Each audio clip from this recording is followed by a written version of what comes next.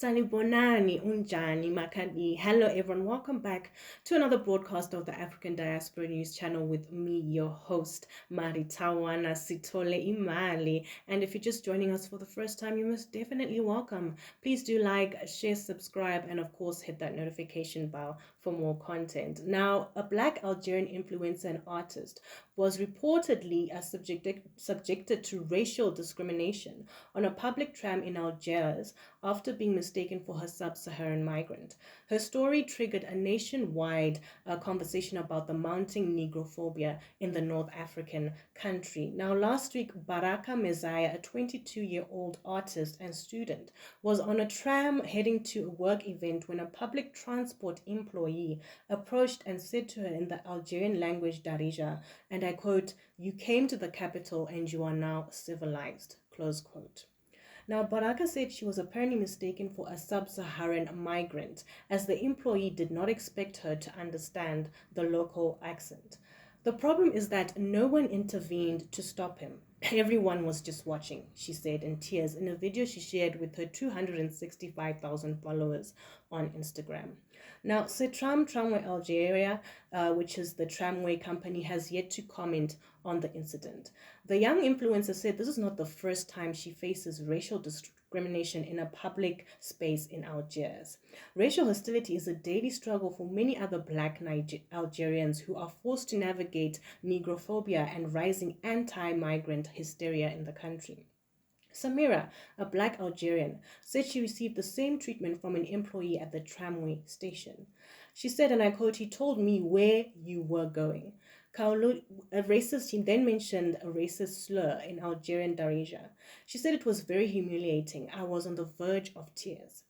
Many Algerians took to social media to show support for Baraka, calling for drastic procedures to dismantle normalized anti-Black racism in the country. Like other North African nations, racism in Algeria is deeply rooted in the country's history of slavery and oppression against its Black community. Now, consecrated in the Saharan south of the country, Black Algerians are indigenous to Algeria's Sahara. The history of forced servitude has stigmatized Black Algerians and generated Negrophobia among Algerian citizens, self-identified white Arabs who overwhelmingly live along the northern Mediterranean coast. Now, in 2019, Khadija Benaoumi was the first Miss Algeria from the south of the country. Nevertheless, many Algerians voiced over social media their disapproval of Khadija's win, citing her dark skin color. Racism in Algeria, however, is not limited to the few people who with unresolved racism and Western beauty standards. It also includes officials and those in political power. Now, in 2019, Naima Saali, an Algerian politician, attacked the inhabitants of the South, Algeria's Black community, whom she described as tea sellers. Over the years, the Algerian state anti-migrant policy has fed the anti-Black hysteria in the country. These illegally staying foreigners bring crime, drugs, and several other scourges, according to Ahmed Ahoya, director of the cabinet of President Abdelaziz Bouteflika with the rank of Minister of State, who told local media in 2017. Algeria is then home to over 100,000 sub-Saharan migrants, and though only a few thousand have managed to secure refugee status, while others continue to live and work in humane conditions.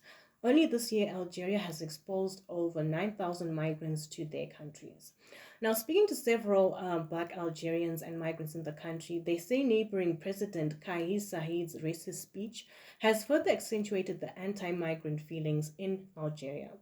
3 years ago, the Algerian government drafted a bill criminalizing all forms of racism, regionalism, and hate speech in the country.